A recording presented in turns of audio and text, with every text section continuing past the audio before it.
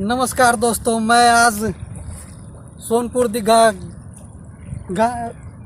पुल पर हूँ, पुल के नीचे हूँ और मैं आज बात करूँगा बेरोज़गारी पर। किस तरह बीते 9 दिनों में बिहार में राजद के पोर्टल पर 5 लाख बच्चों ने बेरोज़गारी का फॉर्म भरा।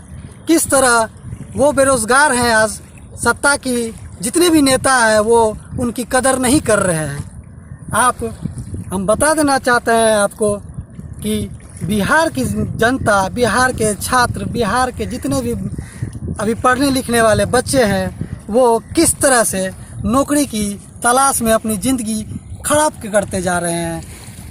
और जिस कदर 50 सालों में ही जबरन रिटायरमेंट करवाया जा रहा है एक कर्मचारी का, तो सोच लीजिए एक नेता किस तरह 70 साल, 75 साल, 80 साल तक सत्ता पे आसीन रहते हैं। तो मैं आज उसी मुद्दों पर बात करना चाहूँगा आपसे। दोस्तों नमस्कार, आपका स्वागत है मेरे टीवी चैनल पर, डेमोक्रेसी टीवी पर। और तो चलिए हम बात करते हैं, आज नेताओं से शुरू करते हैं। किस तरह एक नेता बिहार में या भारत के किसी कोना में चले जाइए आप, 70 साल हो जाती है उनकी उम्र, 75 साल हो जाती है उनकी उम्र, या 80 साल हो जाते हैं, चाहे कितने भी बूढ़े हो जाएं, आडवाणी जी आप देख लीजिए, लेकिन वो सत्ता में बने रहना चाहते हैं। तो फिर एक कर्मचारी को 50 साल में वीआरएस क्यों दिलवाना चाहता है, जबरन रिटायरमेंट क्यों करवाना चाहता है। बीते 9 दिनों में 5 लाख से ज़्यादा बच्चा राजद के पोर्टल पर बेरोज़गारी का फॉर्म भर चुका है। इससे साफ पता चलता है कि एक छोटे से राज्य में, बिहार में कितने तादाद में बच्चे बेरोज़गार हैं।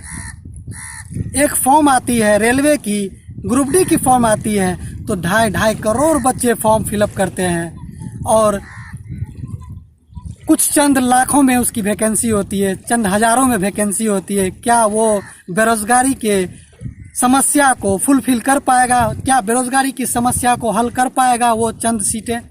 नहीं दोस्तों। इसीलिए मैं बात करना चाहूँगा, आज इस पुल के नीचे आज आए हुए हैं दोस्तों। ये वही पुल है जो लालू जी के टाइम में पास हुआ था जब वो रेल मंत्रालय में थे, तो उन्हीं का देन है ये। बाद में एक्सटेंशन करके ऊपर का भी ब्रिज बनाया गया इसमें।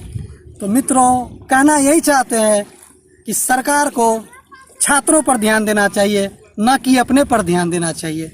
छात्र युवा बेरोज़गार हैं आज, उसी का आज ये हश्र है कि देश की जीडीपी गर्क में जा रही है दोस्तों। देश की जीडीपी आज -24% तक चले गई है, गर्त में चले गई है।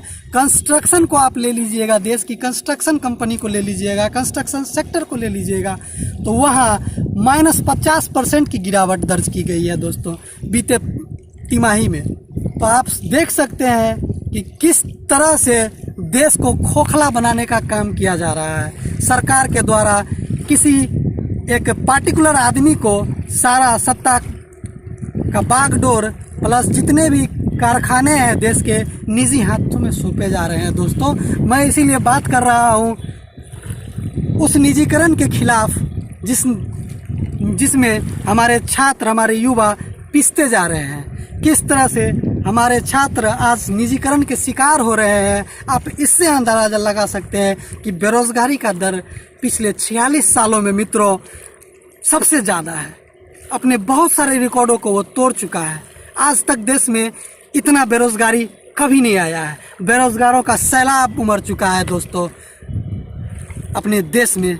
और उसमें भी बात कर ले तो बिहार सबसे गरीब राज्य में आते हैं। और यहाँ के सुशासन बाबू पिछले 15 सालों से सत्ता पर आसीन है, 15 सालों से मुख्यमंत्री हैं, फिर भी केवल एक टीचर का वैकेंसी निकाल पाए हैं दोस्तों। सोच सकते हैं किस कदर मानसिकता हो गई एक सत्ता में बैठे आदमियों की। तो दोस्तों इस चुनाव में हम प्रण लेते हैं, सभी युवा प्रण लीजिए। जितने भी आप युवा पंजीकृत किए हैं राजद के पोर्टल पर जाकर, जितने भी युवा रजिस्टर्ड किए हैं राजद के पोर्टल पर जाकर, आप सभी से अनुरोध है कि आप जिस किधर ये हम लोगों को 50 साल में ही वीआरएस दिलवा देते हैं, जबरन रिटायरमेंट करवा देते हैं, तो इस बार भी हम लोग प्रण लेते हैं मित्रों कि इनको उखाड़ फेंकेंगे। जितने भी बूढ़े नेता हैं देश में, चाहे वो सुशील मोदी हो जाए, चाहे वो नीतीश कुमार हो जाए, चाहे जितने भी नेता हो, खुद तो 70 साल तक राज करेंगे, लेकिन दूसरों को दोस्त 50 साल में ही बोल देंगे कि है ना रिटायरमेंट ले लो। तो धन्यवाद दोस्तों, बहुत बहुत धन्यवाद।